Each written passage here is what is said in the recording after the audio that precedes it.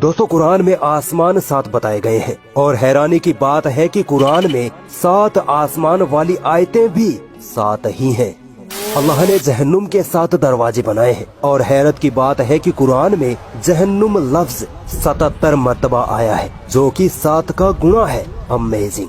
दोस्तों कुरान में पहली मर्तबा 7 लफ्ज यानी सबा सूरह बकरा की आयत नंबर 29 में आया है और आखिरी मर्तबा 7 लफ्ज का जिक्र सूरह अन-नबा की आयत नंबर 12 में आया है। अब यहाँ अपना दिमाग तेज रखना, क्योंकि अब आप और भी ज्यादा हैरान होने वाले हैं। पहली और आखिरी मर्तबा 7 लफ्ज जिन आयतों में आया है उनके बीच क्या खास है।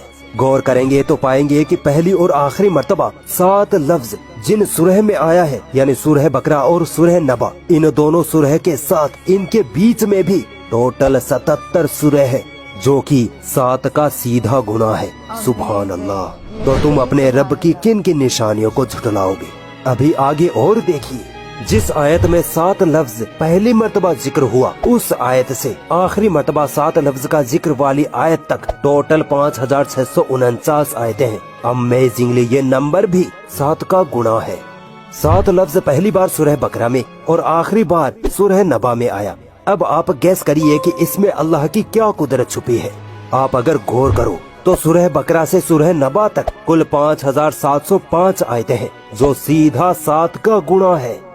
पहली मर्तबा जिस आयत में 7 लफ्ज का जिक्र आया, उससे पहले टोटल 35 आयतें हैं, 7 सूरह फातिहा की और 28 सूरह बकरा की। ये 35 नंबर भी 7 का गुणा है। और आखिरी मर्तबा जिस आयत में 7 लफ्ज का जिक्र आया यानी सूरह नबा की आयत नंबर 12 है। इस आयत से पहले कुरान में 5684 आयतें पढ़ती हैं। हैरानी की बात है कि ये नंबर भी 7 का मल्टीप्लाई है। क्या अब भी लोग यही कहेंगे कि ये सिर्फ कोइंसिडेंस है? तो फिर आओ और सुनो। कुरान में आदमी लफ्ज 24 बार आया है, तो वहीं औरत लफ्ज भी 24 बार ही आया है। दुनिया लफ्ज 115 बार, तो आखिरत लफ्ज भी 115 बार। 88 मर्तबा फरिश्ता लफ्ज, तो जनाब 88 मर्तबा ही शैतान लफ्ज का इस्तेमाल हुआ है। 145 बार जिंदगी लफ्ज, तो 145 बार ही मौत लफ्ज का जिक्र कुरान ने किया है। क्या अब भी यही कहोगे कि कुरान अल्लाह का कलाम नहीं है?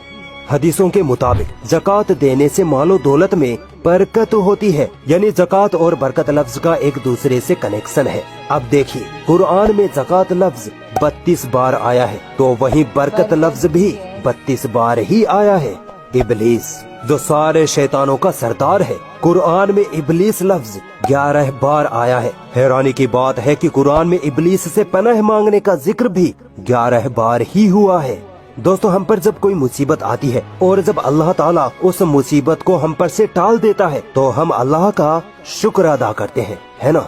अब देखिए कुरान में मुसीबत लफ्ज 75 मर्तबा आया है, तो शुक्र लफ्ज भी 75 मर्तबा ही जिक्र हुआ है।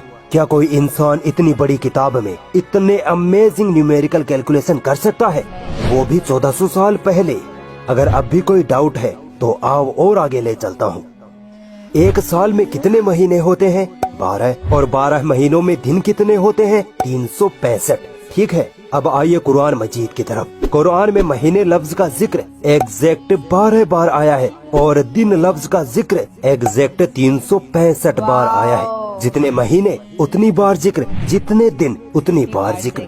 अल्लाह की इस गणितीय कुदरत में एक साइंटिफिक फैक्ट भी छुपा है। साइंस कहती है कि ये 12 महीने और महीनों में 365 दिन का होना दरअसल धरती का सूरज के गिर्द चक्कर लगाने से होता है। यानी धरती सूरज का एक चक्कर लगाने में 12 महीने या 365 दिन लेती है। अब गौर करिए कि अल्लाह ने कुरान में महीने लफ्ज का जिक्र 12 बार और दिन लफ्ज का जिक्र एग्जैक्ट 365 बार करके ये बताया है कि पृथ्वी सूरज के चक्कर लगाती है। सुभान अल्लाह। सोचो अल्लाह ने ये बात 1400 साल पहले ही कुरान में लिख दी थी, जब साइंस का कुछ अता पता भी नहीं था। तो बताओ तुम अपने रब की किन किन निशानियों को झुठलाओगे?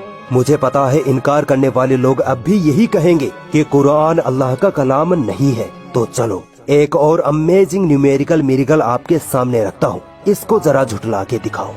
दोस्तों कुरान में समुद्र लफ्ज 32 मर्तबा आया है और जमीन लफ्ज 13 बार आया है।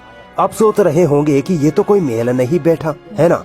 लेकिन अगर आप इन दोनों नंबरों को जोड़ दे यानी 32 + 13 तो बनते हैं 45। अब भी कोई मेल नहीं बैठ रहा।